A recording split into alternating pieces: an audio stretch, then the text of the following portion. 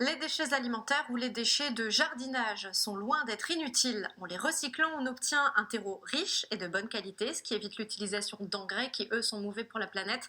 Mais attention, il y a tout de même des règles à respecter pour bien réussir son compost.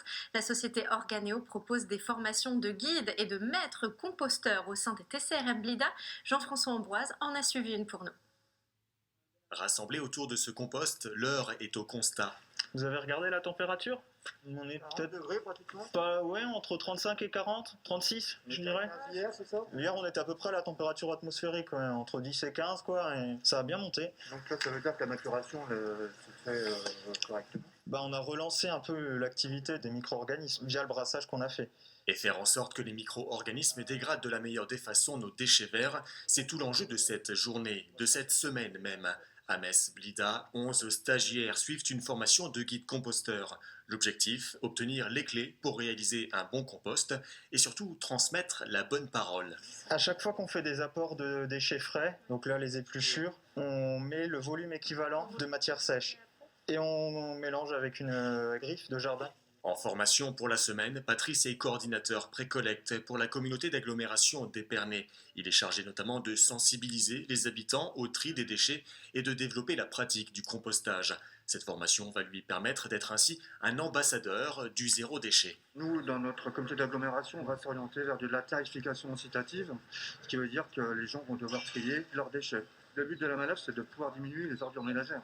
Donc c'est très important de pouvoir les orienter et les accompagner dans le premier pas, dans le compostage. Autrement, si le composteur reste sans activité, sans rien, notre action ne sert à rien. Aurélie, elle, est formatrice indépendante en agronomie. Elle intervient notamment dans des établissements scolaires. Dans son jardin, si elle produit déjà du compost, la formation va lui permettre de corriger quelques pratiques. J'ai toujours été dans le milieu agricole, donc forcément pour moi c'est la base, c'est la plante qui revient au sol, le sol qui nourrit la plante.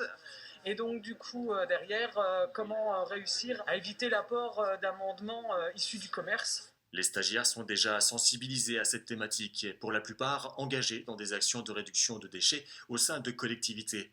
Théorie en salle, pratique sur le terrain. Durant 5 jours, ils découvrent ou approfondissent différentes solutions de compostage. Est-ce que vous avez déjà composté en andin? Non?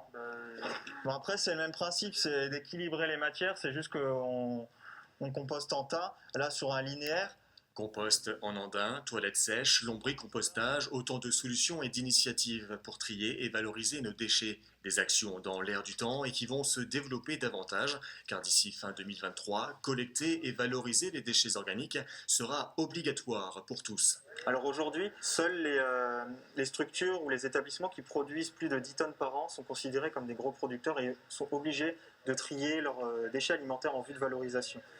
Mais d'ici à la fin de l'année 2023, il n'y aura plus cette notion de seuil de 10 tonnes par an. Tout le monde devra avoir une solution pour pouvoir trier ses déchets en vue de valorisation. Donc les collectivités doivent aussi s'adapter et proposer des solutions pour leurs administrés. Engagé dans la lutte anti-gaspi et la prévention des déchets, Organéo propose ses formations depuis 2012 sur Metz ainsi qu'en banlieue parisienne. Une transmission de savoir pour retrouver finalement les fondamentaux du jardinage au naturel.